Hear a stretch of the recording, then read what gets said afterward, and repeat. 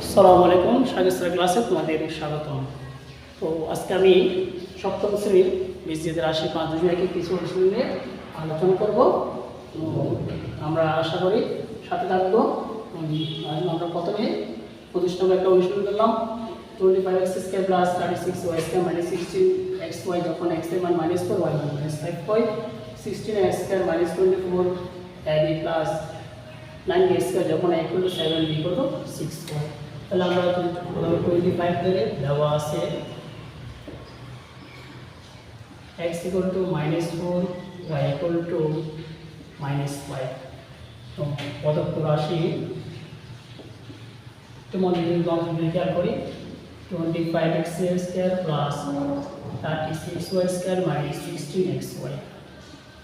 আমরা এটাকে সাজিয়ে দেখি 25x² minus 16xy plus 36y²।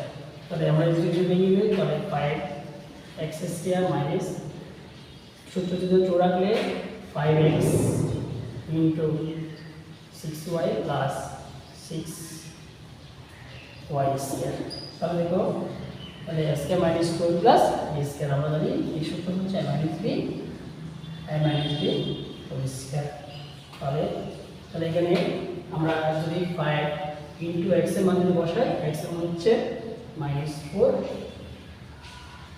Minus 6 into x এর মান হচ্ছে -5।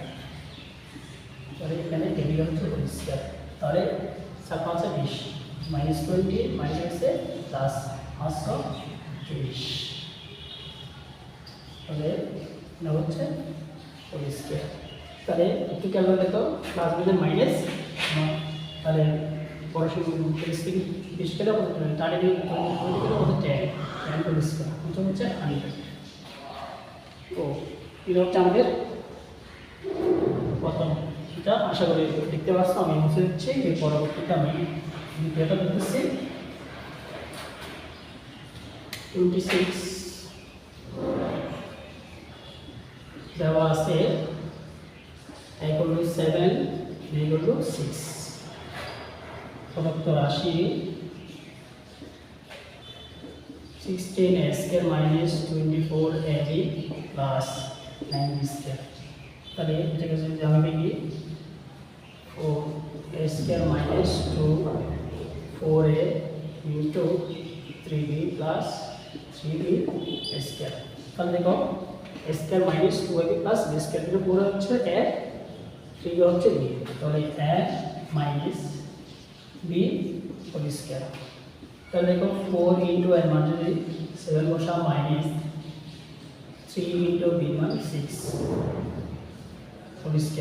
428 বিয়োগ 318 হোল²। 28 থেকে 18 গেলে 10 হোল²। অর্থাৎ আমাদের মানটা হচ্ছে 100। আমরা এই দুটো অনুশীলন করলাম।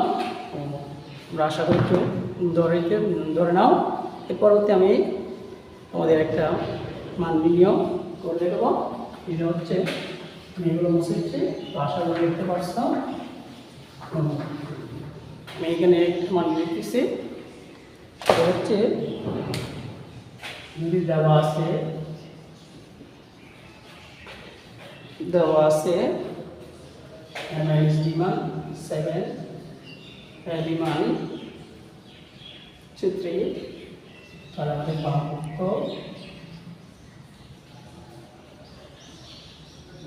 সমান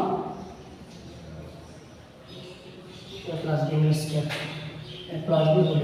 তাহলে আমরা 16 লিখতে হবে, 61 লিখতে হবে। তাহলে প্লাস b সূত্র যদি আমি এখানে বসাই a minus b whole plus 4ab।